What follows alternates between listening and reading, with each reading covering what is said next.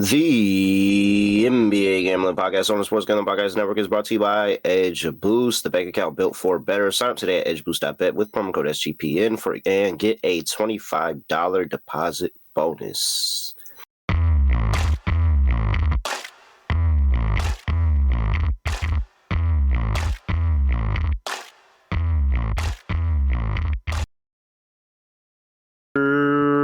We are back with another edition of the NBA Gambling Podcast on the Sports Gambling Podcast Network. Know me, know the voice on guys, me, Terrell, Furman Jr. here at your service.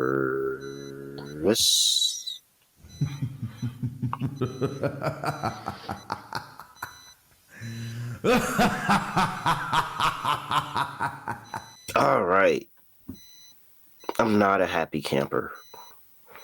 Not a happy camper at all. Feel like every time I've gotten up here and I've done one of these single game breakdowns prior to a Knicks game, they've lost. Whether that's true or not, I actually don't know. But my personal feelings is that they lost.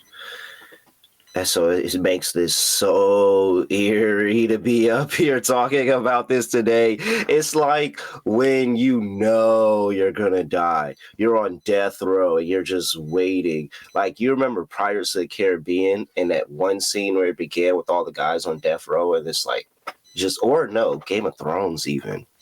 Yeah, when they were on the wall. Like, oh, you just know you're going to die. Like, oh, when they made the, Attack on Titan, when they were charging the Beast Titan, they all knew they were going to die. Like, this is how it feels. Like, it just feels like this day ends with the Pacers going up 3-1 and all hopes and dreams are dead. I don't want to be here, but I'm here. And we're talking about the New York Knicks and Indiana Pacers. And we had a game yesterday where it was 2-1 and it's now 3-1 between the Minnesota Timberwolves and the Oklahoma City Thunder. Shout out to SGA, great game. Ant, who doesn't think he had a bad game. Yeah. And also got my co-host here, Scott Studio Reichel. Scott, what's going on? Scotty, beam me up. Surprise. Yeah, pretty fun game yesterday. Ended up seeing both of the Timberwolves' best two players no-show the game. Randall didn't score in the second half, and Ant took 2 shots in the entire first half. So, yeah, kind of a weird game because when you hear those stats, you figure, all right, well, because Oklahoma City probably killed them. They did not, because DiVincenzo and Alexander Walker combined for like 44 points, and Minnesota lost anyway. Shea ended up having 49 and 10. He just had a monster game.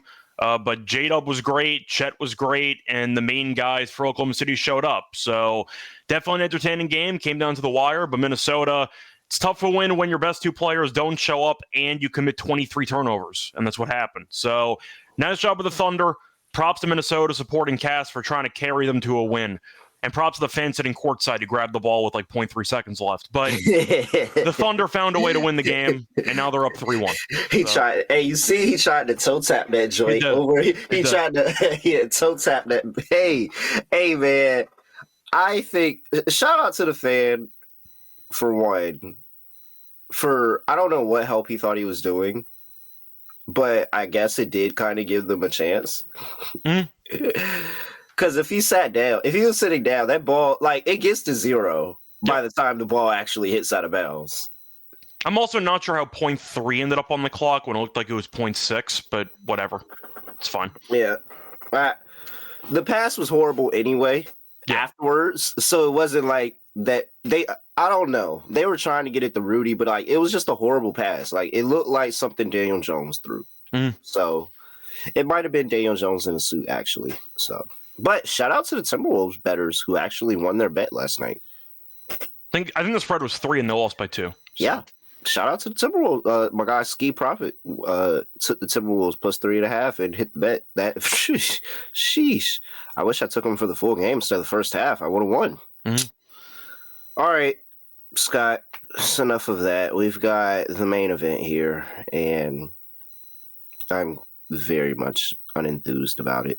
When I realized, because I woke up and I'm like, wait, am I talking about the Knicks game today? And I just had this disgusting disgusting feeling in my stomach. And I'm like, oh, they're going to lose today, aren't they? Before we talk about that, though, gotta talk to everybody about SGPN. The guys are going to be ripping packs live on air next Monday night. They'll be breaking a case of Panini Prisms with DAPS, and you can get 10% off your favorite team with promo code SGPN. Go to sportsgamblingpodcast.com/break to get in the action. Just ripping packs, man.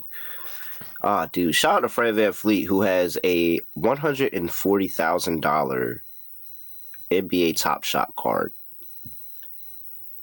Wow. $140,000 for Fred VanVleet's Top Shot card. I still can't let that one go, Scott. I don't blame you. It's crazy. And I mean, at least it's a Fred VanVleet Raptors one, so like, okay, but like it wasn't even the Fred VanVleet Raptors from the championship team. That's 2019. This was 2020. This is Fred VanVleet when he's the guy for the Raptors. Oh man, that's hilarious. But it was against the Knicks, so of course they made it $140,000. All right. One game on the slate. Knicks Pacers, game 4 in Indiana. Knicks are catching 2.5. Total is at, did that move? Hold on. Nope, still at 220.5. So last game, the Knicks survived and won. Mm-hmm. It didn't look good for a while. You gave Tibbs credit for the coaching. I think it was kind of like the perfect storm that just meshed and ended up with them in a win, because you got the Brunson and Cat split because of foul trouble, and then, you know, they had more defenders around each one. Cat went off, had a big game at the fourth quarter. It was like a perfect storm. Did anything about that game make me feel good about this game as a fan? Probably some fans probably feel great, but me, no. I feel horrible. I think that the game was a pretty good showing for Indiana of, if you just continue to push the pace, don't slow down after you get the lead, continue to put your foot on their throat and push the pace, then it doesn't matter who they throw out there. They're not going to be able to keep up with you. They're not going to be able to slow you down. Indiana started playing out the half court last time, slowed the game down. That's where things got ugly. If you're the Knicks, you want to force them to slow it down again. But there's no room for error here, Scott. No room for error. And then I also have to listen to Reggie Miller talk about this the entire game. I'm very, very, very sad here. Very, very sad about this game. Scott, what do you like in the Pacers in the next game 4? So just to clarify on my stance towards what happened in game 3, I said Thibodeau, I thought, did a great job. I will point out that his hand was initially forced, which was the foul trouble that Brunson and Cat had. So I am aware that he didn't have some type of insane moment where he benched one of the two of them because they were not playing well. And Tibbs had this, I'd say, crazy just eureka moment where he decided, I can't play these two together. No, it completely worked out to his benefit, where Brunson was in foul trouble immediately, Cat was in foul trouble immediately, and he had to sit both of them. The reason why I'm giving Tibbs props is twofold. One, he actually tried out a bunch of different guys from the bench. He tried out Shamet, he tried out a bunch of guys. Even if they didn't work, at least he was willing to not use Campaign and use everybody else on the roster. Hey, I'll give him that. I will give him that. He did bench Campaign for very good reason. Yeah. So at least he decided, you know what, after playing him fourth quarter minutes in game 2, I'm never using this guy again. And he tried everyone else. I thought Shamet was fine. McBride was great, but McBride was going to play anyway. They were trying some stuff. DeLon Wright got some minutes, whatever. The other point I'll make is that I thought he did a great job of waiting to bring Brunson back into the game in the fourth quarter, because Cat was on an all-time heater. Cat was on pace for like 34 points halfway through the quarter. And at that point, you're wondering, well, when's he going to bring Brunson back in the game? Yo. It was crazy. Cat was one quarter away from a dangerous rant on this show. Yeah. He had Oh, 17 dude. points through 6 minutes in the fourth quarter. He had 4 points going into the quarter of a Yeah. do or die game on the road. And he was 1 quarter away from a dangerous rant on this show. Yeah. I mean, we might have gotten the boot. It was going to be a nasty rant on the show. The point is, though, Cat was on an insane heater, and he decided, you know what, Brunson is still in foul trouble.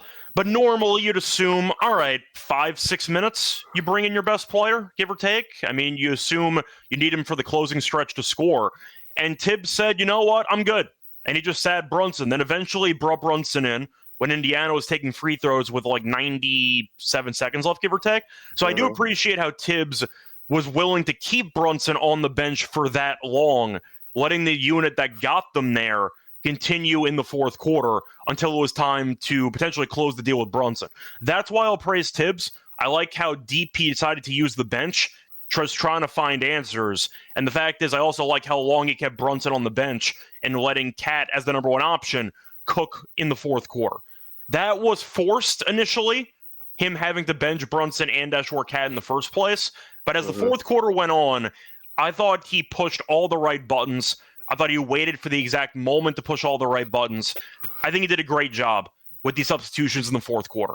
I'm aware, once again, now you're back to where you started, which is Cat and Brunson not being in foul trouble, where you're probably going to play both of them at the same time. And defensively, you might have problems. But I thought Tibbs did a very good job down the stretch of Game 3. Do we agree on that?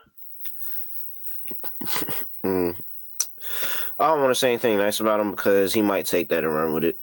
Okay. That means yes, but okay. Fair enough.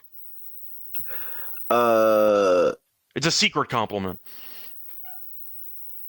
I guess. I mean, you could say he did something good, and I could point out a couple of things he didn't like, but it's Tibbs. You live what you get, and some days Tibbs remembers he's a coach. Other days he just kind of stands there and watch 5 guys run around and play basketball. I hope he decides to coach today. That would be great for the Knicks. I don't have a lot of faith in it. I think, again, his hand was forced. And I don't think that he does anything that he needs to do that got them the win in Game 3. And yet again, after getting everybody back on their side, the Knicks completely, horribly let me down. I like the Pacers here. Okay. And just to ask, is the reason why you just think Indiana's been the better team, or is it just because you think after No, I think Tibbs away... is incompetent. Okay. So you think I think he's due. back? Yeah, I think Tibbs is incompetent. And because clearly Mitchell Robinson needs to stay in the starting lineup. Cat and Brunson just need to not fucking foul. And then I think that there should be some type of stagger to Cat and Brunson at some point. Just because both of them on the court defensively is horrible. Whereas at least if they split, I got one person on the court at all times that I know can get me a bucket. Okay. But he's not going to do that. Why? Because those are his 2 stars, and he's supposed to play them together all the time, blah, blah, blah. Who cares? We're in the Eastern Conference Finals. You can play them together in the NBA Finals. When we get to the NBA Finals, you can play them together all you want. But we're in the Eastern Conference Finals. Let's get there. The adjustment is don't play them the whole game at the same time.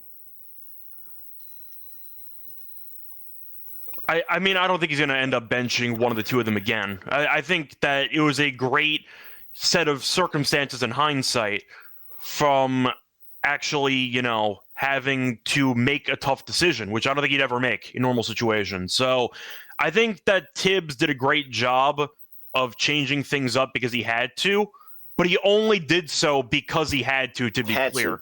I'm not saying Thibodeau suddenly figured out how to coach. That's not what I'm saying. But I do think for what looked like it was going to be an extremely ugly situation in Game 3, because they were down 20. You saw Halliburton throw the lob up. Obi catches this one-hander, and you're like, all right, they're up 20 with like 3 to go in the half. This game's over. The series is over. And then the Knicks went on a run to end the third quarter. And then I thought what really changed the game was how bad the Pacers were when Halliburton got pulled at the end of the third quarter. McConnell's been great in this series. He was really bad for about 5 minutes. And that allowed the Knicks to kind of come back in the game. McBride made some shots. Of course, Cat took over the fourth quarter. I do think the Knicks lucked into what turned out to be the lineup they needed to actually win that game. Indiana, though, I think has been better for the majority of the series. And I do think Indiana at home, after punting away game 3, I agree with you. I think that you will end up seeing Indiana show up focused for the entire game here. And I think Indiana wins. I think Indiana covers. I think it's a pretty straightforward win. Knicks maybe hang around a little bit personally, or maybe it's like a 5-point game in the fourth quarter at some point.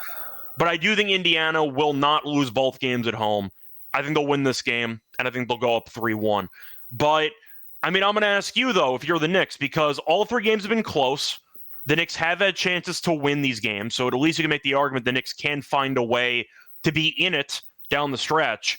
But I trust Indiana more because of coaching and because of late-game execution. I know, once again, the Knicks found a way to win game 3, but it feels like Indiana got taken kind of out of their own game because of a very unique lineup that the Knicks never use. And I don't see that happening again here in game 4. So I agree with you. I think you're going to see Cat and Brunson probably get torched on defense again. Offensively, I think Brunson's isolation style of play might take other guys out of rhythm. I see that being an issue too. I'm with you, though. I'm picking the Pacers to win and cover. I think Indiana wins this game by 7, give or take. But I think the Knicks are going to be within striking distance. I just think they fall short in this game. So give me Indiana in game 4. Who asked you? You did. You did. So, fun fact. I guess I did. Maybe. It wasn't really me. It was more like a prompt. Go. Whatever makes you feel better. Nobody wants to see Tyrese Halliburton in the finals. Nobody. Not even people in Indiana want to see this finals. I mean, to be honest, I'll push back and say I'd rather see Indiana in the finals than the Knicks, but that's just a personal preference. I just like watching Indiana play basketball. You a fan or you hate? Like I said, nobody wants to see Indiana play in the finals. You a fan or do you hate what Carlisle's trying to do in the press conferences? That's so funny, by the way, if you know what I'm talking about. No, what is he doing? You know what I'm talking about? Carlisle's had a couple of sound bites in the press conference after game 3, like leading into game 4, where he keeps mentioning like Knicks bench players. Is Rick Carlisle an Italian-American? That I'm not sure about, but he's trying to use like Jedi mind tricks to get Tibbs to play bad players. He was talking about how, like, Campaign had some good defensive stretches. They didn't use him in game 3. We haven't seen Achua yet, but he's in the mix. Yet. I'm like, this is just phenomenal content. Look, even if you don't like Carlisle, that's funny stuff. That's really, really funny that he's just throwing out bench players, like, hoping to trick Tibbs into using them. I find that very funny. So I think that's amusing, but yeah. Hey, he's really trying to get Precious Achua out there. He really is. It's really funny. I appreciated what he was trying to do there in the press conference, but I don't think it's going to work. I don't think Tibbs will fall for that, but who knows? I thought it was funny.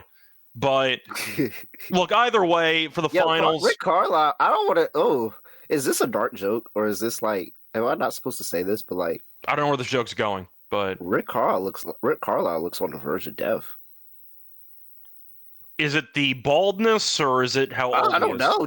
I don't know. Just I'm looking at the picture of him in this white Pacers t-shirt, and I'm like, this man looks like a man that doesn't have long left. The argument would be that the series might take a couple of years off his life because the first 3 games. Because I feel like he didn't look this old. It had to be the series. It had to be the playoffs. I feel like he didn't look this old. Look, I'm looking at another picture, and he clearly doesn't look this old. I have no idea. Wow. No. He's extremely stressed after punting away a 20-point lead in what could have been just the dagger of the entire series. So now he's annoyed because he has to coach another 2 games. You win game 3, maybe the Knicks roll over game 4. Your job's done. You get to take a nap for like a week. And now he's got to keep coaching. It kind of sucks. He has to actually show up for work for a couple days. It's kind of rough. Campaign. He shouted out Campaign and Achua by name. Yeah, he was like, yeah, please put them back out. Because that's what happened. He's saying Campaign get out there in that fourth quarter, and he said, oh, we're going to win the game. That is so funny. He just shouted out Campaign, hoping to convince Tibbs to actually play him. It's just so funny. But that's a whole separate point. That just made me laugh. But either way, I'm going Indiana. I know you're going Indiana. Yep. Total, I think, is very tricky, actually, for this one. I'm going to go under. because I think the Knicks' only chance of keeping it close is by making the game as ugly as possible. Now, the counterpoint, of course, is, well, if Brunson and Cat are on the court together, then suddenly you might end up getting a higher scoring game because Indiana's going to pick on at least one of them every possession. But I still think you have to look at what's a slow-paced game for the Knicks because, as you said before, they can't keep pace with Indiana. And if you try to play up-tempo with Indiana, you're going to lose. And the Cavs found that out the hard way. So I like the under in this game. I think that Knicks will go out of their way to try to make possessions longer. The real reason why they won is they stopped transition in the second half. They were getting killed in the fast break in the first half. They shut it down in the second half, and that helped them win the game. As ugly as the Knicks offense looked for most of that game, they need the pace to be that slow to have a chance. So I'm on the under in this game. You? Over, because I'm on the Pacers, and the Pacers are going to control the pace. They're going to get this game going up quicker, and they're going to win, and I'm going to be disappointed. Okay. Edge Boost, first ever bank account built for bettors, ensuring all gambling transactions are approved. No usage fees, no minimums, earn cashback rewards. 100% approval for all betting deposits. Sign up today at edgeboost.bet with promo code SGPN. Deposit $25 and Edge Boost will match the deposit. That's edgeboost.bet, promo code SGPN. We're also brought to you by Underdog Fantasy. Underdog is going long for the NBA playoffs with their extender bonus. Hop in the game one, and the longer the series goes, the bigger the bonus gets. We're right now at 70% for game 4 here. 70% bonus you can get for game 4. I've used my bonus already. You should go use yours too. And we'll give out a pick entry at the end of the show. So, NBA, SGPN, claim your special pick and first-time deposit offer up to $1,000 in bonus credits. UnderdogFantasy.com, promo code NBA, SGPN. All right, let's talk about some player props. You got to dance with the one who brought you. This is going to be the 30-point Brunson game again. The only way that he didn't get a 30-point game was because he was in foul trouble. Yep. Over 28.5. Easy. It's probably at 29.5, honestly. Easy. Brunson is walking into 30 again. 15. Last 15 games. Averages 30-plus points against the Pacers here. Are you? Does that mean, including the Brunson 30-plus points, does that mean that you think Cat has an off game, or do you think both of them actually show up for once? No, both of them could show up and we could still lose. And I think it's going to go over. So now I think actually both of them will show up. And it'll be annoying, but they'll give up the same amount of points that they get. So, yeah, give me what's Cat at? 22.5? Well, I'm going to ask you about Cat, though. Like, do we think that he had a moment of clarity for one quarter, or do we think he might have figured it out? Cat's always been good in this series to me, honestly. It's just when Cat starts doing the dumb shit and get the fouling and all of that and get off the court. But, like, Cat's always been good in this series. This is a team that he plays really, really well against. And that's why I thought the Knicks, I was, prior to the series, a little bit excited for the Knicks. And that's my fault for ever being excited about the Knicks. But I was a little bit excited because I'm like, oh, we got 2 players that can give you 30 any game against this team. Yeah, to be clear, when you say play well, you mean solely offensively, because he has been a mess defensively this entire series. But, I mean, yeah. And because of that, Miles Turner over 15.5 points. Because he's getting wide open shots the entire series. Honestly, if I'm the Knicks, I'd kind of want to live with him taking somewhat open shots. I thought Turner lost in the game when he took that contested 3-pointer with like. Oh yeah, that was like the worst shot he's gotten all series. It was, but the point is Turner still has this confidence where he's like, I'm an absolute knockdown shooter, and I'm like, no, you're not, but you think you are. He does. That's funny. Okay, I agree with that. He does think he's a knockdown shooter now it's just because he's been getting wide open looks the whole series. I imagine Miles Turner's entire offensive, basically mindset is the Paul George commercial, like the ball game commercial. But that's how Miles Turner plays every 48 minutes of the game. Ball game. That's him every single shot.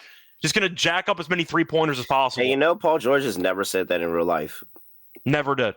I mean, that still brings up, I think, one of the funniest Jeff Teague stories with Miles on his team, who just shows him the. You know what I'm talking about? Wait, which one?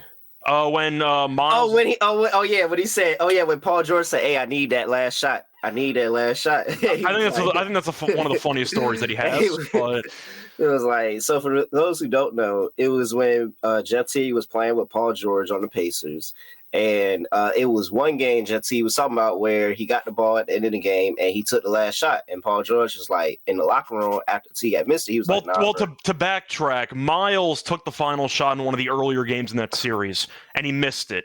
Yeah. And Paul George in the press conference said, listen, I'm the star player. I got to take the shot. So fast forward like 2 games later, he shoots the ball over the rim, and they lose the game. And then that sets up the story that we're talking about. And then Jep T hops in and is like, and he shows them the clip, and he's like, ball game.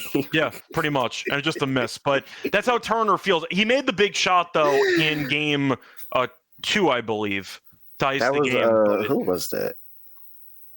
What? You said what? No, go ahead. I'm sorry. I'm saying Turner made a big shot in one of these games, but besides that, I just don't trust him to ever hit the big shot when needed. But the point is, I don't really trust Turner's points because the shot selection is just so 3-point dependent for no reason. Guy's 7 feet tall and he's never in the lane, which makes no sense to me. But I'm gonna go Josh Hart rebounds in this game. It's at 8.5. It's actually plus money. He came off the bench last game, which didn't really matter because he played 34 minutes anyway, and he had 10 rebounds. He was good. And he had the big rebound to ice the game at the end. So I like the fact that Hart, no matter if he starts or comes off the bench, has energy. He'll play well. And I do think that his rebounds are low. They auto-corrected his rebounds, even though he's still playing 35 minutes. So his minutes, I don't think, got changed that much. I like the rebounds here for Hart. So give me Josh Hart over 8.5 rebounds. Did you know CJ Miles was in the G League in 2022? That wouldn't shock me, but I didn't know that. Like Kenneth Farid's been in the G League 2022? Yeah. Do you know CJ Miles was playing when we were in elementary school? He's been around for a long time, but I feel like when you're looking at a lot of these veteran guys who kind of fell off the face of the earth, all they know how to do is ball.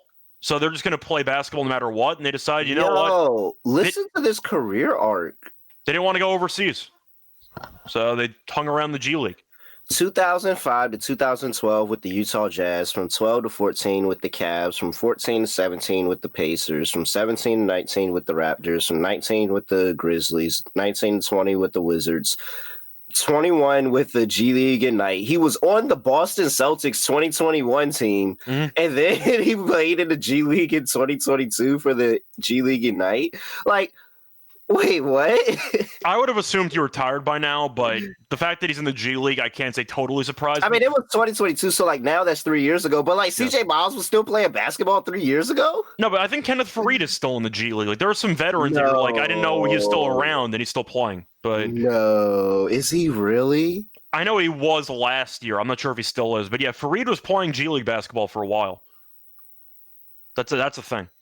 Wait. I'm gonna figure this out.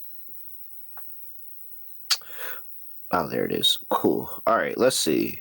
Jesus Christ. Yeah. He's been around for a long time. So he was playing for the Austin Spurs in 2022. Since then, he's been playing overseas, but he's still playing overseas. He actually plays for a team right now called Una Hotels Reggio Emilia. Okay. And this team is an Italian professional basketball team. That's a good deal for him. He gets to live in Italy. Yeah. Wow. Sounds nice. Holy crap, Kenneth Farid. You've been playing. I mean, it's not as long as and he made a lot of money, too, when he was around. He just loves the ball. Yeah, he's been 35. He's been playing for a minute. Yeah. Get this guy back in the league, man. But I'll ask you, going back to player props. I mentioned Hart. I'm assuming you're back on McConnell, because why would you not be? He kills this team every time. I don't know if he's missed a mid-range jumper against the Knicks in about 3 years. So I don't mind his PRA again. PA, I think's fine, too. I'll ask you, though, if Nesmith ends up missing this game, how big of a deal is it? Because, dude, they're screwed. You think they're fully screwed if he doesn't play? I don't think they're fully screwed, but when a team is playing so well, and it's okay, you can lose one of your stars and you can trust everybody else to kind of fill that gap. Yeah. But when you lose that crucial role player, oh, that's gonna suck. That's gonna I think he's one of those role players that's you're not gonna realize till he's gone, but it's man, it's kind of hard to replace him. Yeah, I agree with that. I do have a little bit of confusion though, because he got injured and they're carrying him off the court. And you're like, all right, well, he's probably like done. He's probably not a good sign. And I don't want to compare it to like the Brunson injury against the Pistons, but he just came back like 5 minutes later or so in the fourth quarter, and he's like, oh no, I'm just going to be running around at 20 miles an hour. I'm like, what the hell just happened? I thought he looked fine when he came back. He missed a floater towards the end of the game, but that's not his game anyway. I don't know. Maybe it was the drugs they gave him in the locker room, but gave him a little shot. I thought Neesmith came back and I thought he actually looked fine. So we'll see what happens, but I'm assuming that they're going to drug him up before the game if they need him to play. It looked like they gave him a rush of adrenaline. Something, but I thought he looked fine when he came back in. But either way, he's definitely a massive piece for this team, which is why I brought it up. Because if he ends up missing this game, you're going to be using, I don't know, like Ben Shepherd, I guess, as your backup option. Like, it's not ideal, but that's probably what you have. You don't have much. Yeah. So, wanted to mention that too. Because Neesmith, in theory, has a chance to not play. I think he's going to play, but I thought he actually looked surprisingly good in the fourth quarter after the injury. So, we'll see what happens. But, yeah, they definitely gave him a little shot in the back. He's good to go. Mitchell Robinson over 8.5 rebounds, Scott. I tried that last game and he ended up. I know. I was the one that threw it out there, and it didn't work. But guess what? I'm running it right back. Okay. If it don't work this time, I promise I'm done. But, I'm running back. I know last game I ended up winning the lock. I had Halliburton under his 20.5 points. Damn, that wasn't easy. Finished with 20. But I wonder if I should run that back or not. Because, there is a path where Halliburton, once again, goes pass first, gets his teammates involved. He never really looks for his own shot, which definitely sets up opportunities for, once again, him to go over that point total. But, to not go over the point total. But I don't know. Because it was very close, and he couldn't hit a jump shot. So that's why it's kind of tricky. You have any thoughts on the Halliburton? I just think that 20.5 is high for him. But it was close, and it definitely wasn't easy. 21.5 now. I would. It's under a pass for me. I can't take the over on that. The number's too high for Halliburton. I think the Knicks are going to key in on him. And they're like, all right, he can continue to pass. We're going to make somebody else beat us. And I'll probably be TJ McConnell. I agree with you on TJ McConnell. Well, that's probably the pivot, by the way. If Neesmith ends up being injured and he can't play, they're probably just going 2 point guard lineup. That's probably what's going to happen. You're probably going to see more McConnell. Because they're going to need McConnell to try to slow down Brunson. It's going to be the same thing where they throw some Nembhard, some McConnell, some Ben Shepherd. If Neesmith doesn't play, they're just going to continue to throw different looks at him. But Brunson scored on every single one of those guys. So Brunson should have a solid game no matter what, because Indiana hasn't guarded him the entire series. So I think that's the option. You go for a Brunson monster game. I don't mind Brunson. Try to find another lock because I took Brunson on my other show, so I can't lock him up here. But that's how confident I am. Jalen Brunson has a good game. Yeah. All right. What else? Anything else? Not really. I feel like if you're going to go with other guys, maybe Siakam has himself a solid game if they play through him instead. I don't know. I don't know how great I feel about it, but you have. I'll mention. I like the RA play for Josh Hart. Okay, I can get behind. I like what you said, and I like Josh Hart coming off the bench. Honestly, I thought they were doing this all season when the season started. Because I was concerned. I'm like, well, dang, you get rid of Dante, who's going to be that person for you off the bench? And they just decided to make that guy Deuce. But I was like, man, I feel like Josh Hart would be really, really good off the bench. He'll be able to run the offense, get Deuce some more looks. It'll be more fluid. And then he's aggressive when he needs to be. I like Josh Hart coming off the bench. I thought Josh Hart was going to have a better game off the bench than he did starting. And so I like Josh Hart here again on his plays. Yeah, I'll throw in one other guy. Give me McBride over 7.5 points. He's had at least a 9 and 4 the last 5. He's actually had at least 8 points in 9 of the last 11 games against Indiana. Okay. He's been good against this team. I'll go with McBride over his points as well. He was the reason why I thought you won the game, because he was able to showcase some type of energy with Brunson being out that kind of became contagious for the rest of the team. I think it's very important to this team in this series. I like McBride's defense. He can shoot. I like his points at 7.5. Gosh, I think that our listeners just deserve to see me live streaming at the Knicks championship parade. It is never gonna happen. Rhythm. Make sure you head over there to Rhythm. They have really, really cool deals for you. You can tap in with the NBA playoffs, PGA, MLB, WNBA, all of that. 7-day free trial over there at rhythmsportsgamblingpodcast.com/RITHMM. They also have a 25% off monthly subscription, promo code SGPN25, and a 50% off annual subscription, promo code SGPN50. Head over there to Rhythm, sportsgamblingpodcast.com/rhythm, RITHMM, and you can have a chance to use one of those promo codes as well, SGPN25 or SGPN50, and get you some nice deals and a 7-day free trial over there at Rhythm. Whole bunch of picks, all of that for free. Just get over there, get that 7-day free trial, and you can get them for free with Rhythm. All right. Circa Resort and Casino in Las Vegas is giving away the ultimate fantasy football experience for a 12-team league to draft in Vegas and be treated like VIPs for their entire stay. The winners will receive a 2-night stay at Circa Resort and Casino for the entire league. They will hold their draft at a cabana and Stadium Swim. And I'm telling y'all, Stadium Swim is so dope if you haven't been. $5,000 food and beverage credit, limo transportation to and from the airport, a welcome party at Legacy Club for the league, a reservation at the world's largest sports book with a $500 beverage credit, and a 2-hour open bar package at Overhang Bar if you're not drunk enough already. And I'm telling you, CEO Derek Stevens is for sure going to drop by at some point. There's no way you're doing all of that, and CEO Derek Stevens is dropping by. And he's a really cool dude. Get to know him.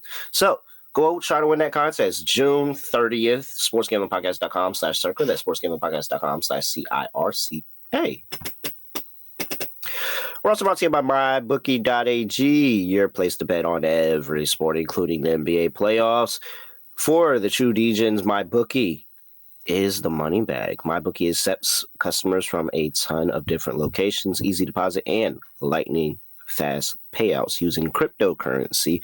I mean, it's so fast, it'll be there before you even know it. Head over to mybookie.ag, promo code SGPN, and for a 100% deposit match up to $1,000. Terms and conditions apply. That's mybookie.ag, promo code SGPN. All right, Scott, let's close things out. Lock, dog, underdog. Lock. Pacers minus 2.5. Okay. Dog. Where's the great white hope at? What's his alt set? Is that PRA? Or you mean... Should I add the R or should I just do PA? I think I would do the PA at 11.5, but of course you can bump that up to probably like 12 or 13.5. All right, we'll do the PA again. 15. So, actually, I might want the RA because the 2 rebounds he gets might actually help me. Let me see what the number is there. 15. Oh, that's up to 20. Okay, just give me the PA. PA 15 plus 165. TJ McConnell. All right. Just in case you didn't know, we were talking about TJ McConnell this entire time. So just in case you didn't realize that. I mean, is there another white guy in this game? Well, I mean, Halliburton's 50%. Is Kolek on the bench?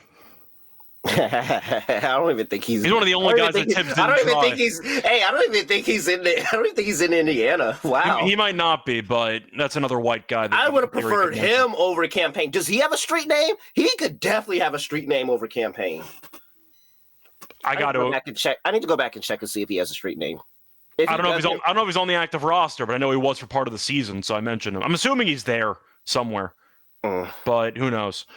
So for my lock, I think I'm just going to go with, I'll go for an alt number instead on that. I'm going to go Nesmith under his points as my lock.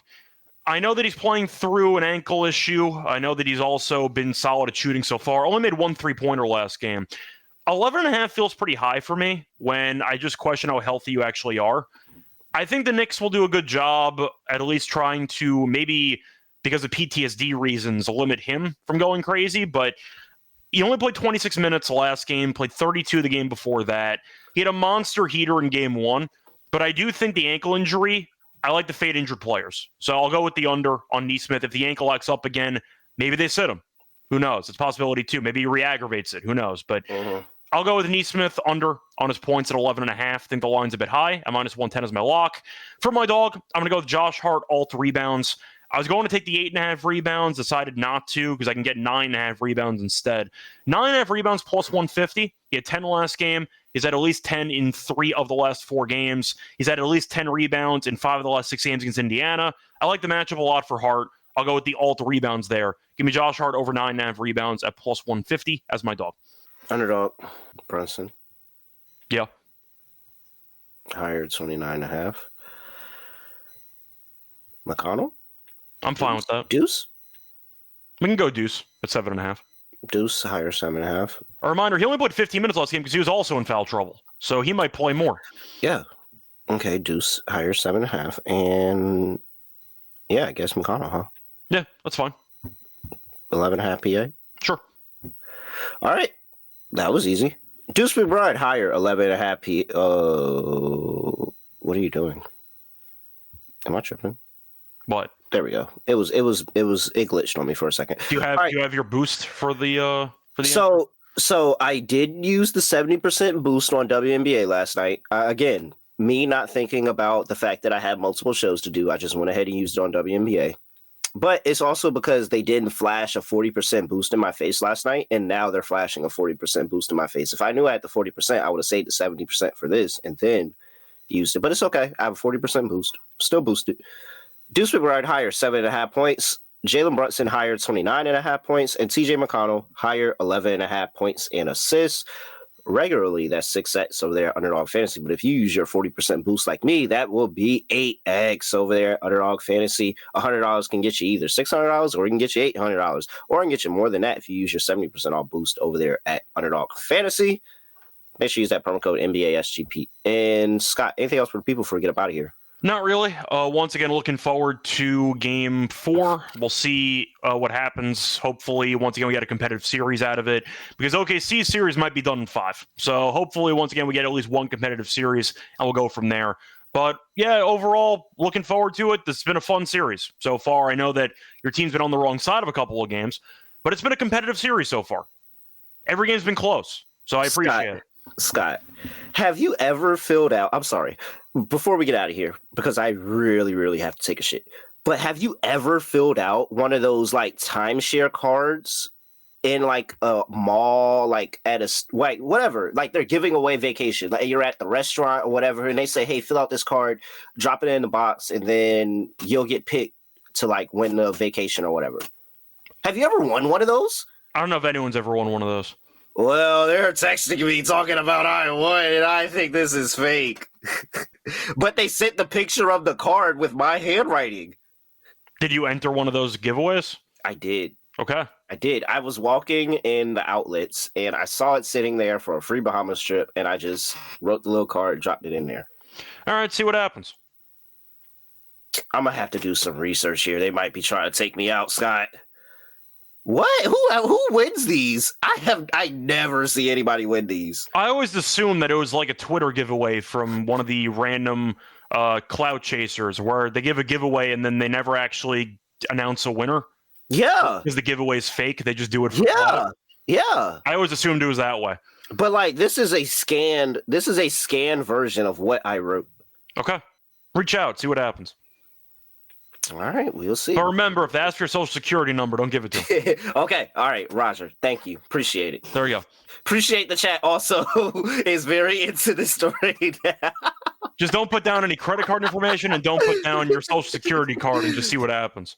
All right, will do. Appreciate the advice, Scott. All right, he's at Reichel Radio. I'm at reallyreal__. Make sure you give us a follow at SGPN NBA on X as well. With that being said, I really have no faith in the Knicks tonight, but if they win, I'm going to be happy. With that, that's it. Nothing else to say. Nothing else to do. No other way of ending podcast. Just going to be like this. We are out of here. Basketball, gimme the ball because I'm gonna dunk it. Basketball.